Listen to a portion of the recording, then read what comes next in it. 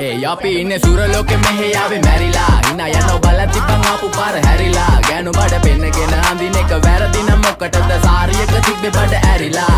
ඩෝංගල පතු වෙන්න ඕන් දැම්ම මාළුවන්ට පාන් දැම්ම වගේ ඇවිත් හාල යන්න එන්නේ පහල යන්න ඇවිත් කට වාල යන්න අපි ගැව්වේ මොරා නිසා පදිරි වෙන්නේ නෑනේ ඔය සාලයන්ට